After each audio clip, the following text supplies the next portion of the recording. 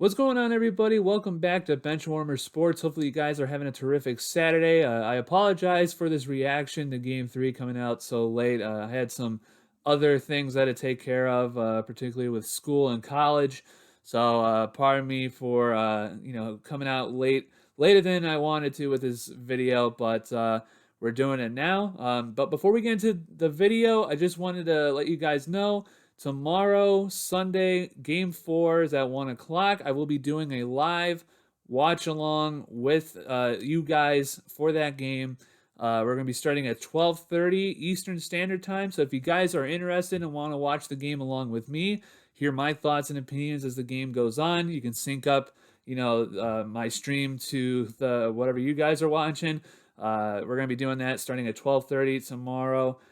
So if you guys are interested and want to do that, hit that subscribe button, turn the bell on so you guys are notified, hit the like button on this video. But anyways, let's get into it. So game 3, the whole build up to this thing was that it was going to be a big, gigantic, momentous occasion for the Cavaliers because it's their first road playoff game. As a team, this young group is going to go in a Madison Square Garden in New York City. This cathedral of American sports, particularly in the NBA with the Knicks. Going in front of a raucous New York City crowd. A whole thing was made about this. To be honest with you, I didn't think it was going to be that big of a deal. I thought the Cavaliers could, if they stuck with their game plan from game 2, they could really do something, to make sure that this game is close and, maybe could pull out a win in MSG. Unfortunately, they did not do that yesterday. It was pretty bad. I think a stat was they had 80 field goals, or at least 80 attempts from the field yesterday, 56 of which were uncontested, and they could not hit anything. I mean, they had so many bricks you could probably build a house with them. That's how bad they were shooting yesterday. Particularly, Darius Garland was terrible. May have been his worst performance as a Cavalier yesterday. He went 4 for 21 from the field, just absolutely inefficient. He had that terrific Game 2 performance. He had 32 points. He had 26 in the first half of Game 2. It just wasn't good. I think at one point he was like 1 for 11 and like 0 of 5 from 3 in the first half. He also had another bad performance from Karis LeVert, especially in the first half. Second half he was decent, but the first half he was 0 for 6 from the field, like 0 for 4 from 3, 0 of 2 from the line. That was a concern because Karis LeVert, terrific performance again in game 2. He had 24 points. JB inserts him into the starting lineup, takes out Isaac Okoro, puts him on the bench, and Karis LeVert was just terrible in the first half, and then he started to do stuff in the second half along with Donovan Mitchell, who also did not have a good game, let's be fair. Karis LeVert struggled. Basically, everybody on the Cavaliers struggled yesterday, and it turned out that they could only score 79 points, which is the lowest amount of points scored in this season for the NBA. And really, it was probably one of their worst, if not the worst, performance that the Cavaliers have had offensively this season. And let's not forget that the Cavaliers did score 81 points in another meeting against the Knicks at New York early on in the season because they were struggling from the offensive side there too in that game as well. I remember that clearly. They were down for like 15 points at one point, and then they started to come back towards the end of the fourth quarter, and they just ran out of time. But this game was just really, really hard to watch. Just absolutely, infuriating at points. Evan Mobley and Jared Allen continue to struggle on the defensive end, especially rebounding. Mitchell Robinson is just causing havoc in those areas for the Cavaliers. Evan Mobley, I'm starting to get a little bit concerned, not in terms of his production, but in terms of the fact that he just doesn't look aggressive right now. He looks scared. He looks timid, and I understand because it's his first playoff series. He's only 21 years old.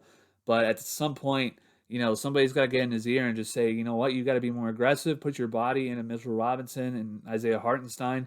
You just got to put yourself out there. It's the playoffs. You can't be, finessing everything. You gotta be physical. And I hope somebody on the Cavaliers coaching staff can do that. Jalen Brunson had a good game.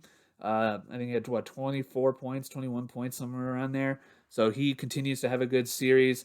And I think the real X factor that the Knicks had yesterday was that RJ Barrett finally showed up for the Knicks. He had a pretty solid game for them. Was terrible the first two games, and then this game he was pretty solid for them. Did some things that he wasn't doing in the first two games. He was actually hitting his shots. So the Knicks definitely had benefited from RJ Barrett, having a good game. But the Cavaliers, they're down 2-1. Tomorrow is going to be a really, really big game for the Cavaliers because I definitely feel like they need to take this game. I think if the Cavaliers take this game tomorrow at 1 o'clock, I think they're definitely going to be headed in the right direction. It can reset the series because now the Cavaliers could have home court, I think. So it's definitely going to be a challenge. And I just think the thing that we need to see is more physicality by Evan Mobley and Jared Allen. You got to get your body on these bigger guys. And that's one thing that I think big men need to, they need to know. You cannot just put an arm on a guy and expect him not to do anything, especially in the playoffs. You got to be physical. You got to put your butt right in that guy's right onto that guy and box him out. I think that's what we need to figure out with the Cavaliers. A lot of people were just ball watching yesterday as well for the Cavs, just absolutely stagnant on offense at certain points. Like I said, JB put Ricky Rubio out on the floor. Don't know why Ricky Rubio really didn't do anything special. Some of the rotations, I think, from JB were kind of head scratching. Some things that we haven't seen in the regular season that he's doing right now in the playoffs. Personally, I feel like that should have been done in January or something like that. I don't really want to see Danny Green, Isaac Okoro, Ricky Rubio, Darius Garland in an Evan Mobley lineup in Game 3 of an NBA playoff game. I'd rather see that in like February, where you're really not playing for anything right now. I'd rather see it then and then Game 3 in the playoffs. That's what I'm trying to say. But I'm not too worried right now. But tomorrow, if I start seeing the same problems with the Cavaliers, then I'll get worried. But I've said all along I had the Cavs in 7. So it's going to be a dogfight, throughout the series. I don't think that either team is going to come out of the series relatively healthy. I think it's going to be a dogfight. It's going to be a fist fight. Until the very end. Like I said, these teams are very, very evenly matched. This isn't going to be like a 5-game series like some people are thinking. 4 and 5 matchups are usually the most competitive, series right now. And this one is no exception. The Knicks and the Cavaliers are very similar teams. But the Cavaliers definitely need somebody other than Donovan to step up. Game 2 was Darius Garland. Hopefully somebody else will step up in Game 4 and just help Donovan out. Donovan didn't have a good game yesterday. I'm not saying that, but Donovan Mitchell has been the most consistent player this season, and we just need somebody to step up and be that second guy. Hopefully, even be the third guy coming off, to help with the production. But the Cavaliers are they're in a spot where they need something to turn their way. Game 2 was definitely a sign that they can do it. It's just they just have to do it consistently, and that's the problem. Is that they have some guys in this team that are not consistent. They are consistently inconsistent, like Jetty Osman, like Karis LeVert, like Isaac Okoro. And that's the problem right now. Is the Cavaliers are not consistent. They just have to be. But it's a 7-game series. I'm not panicking right now. Maybe my philosophy and tone will change by tomorrow at 4 o'clock.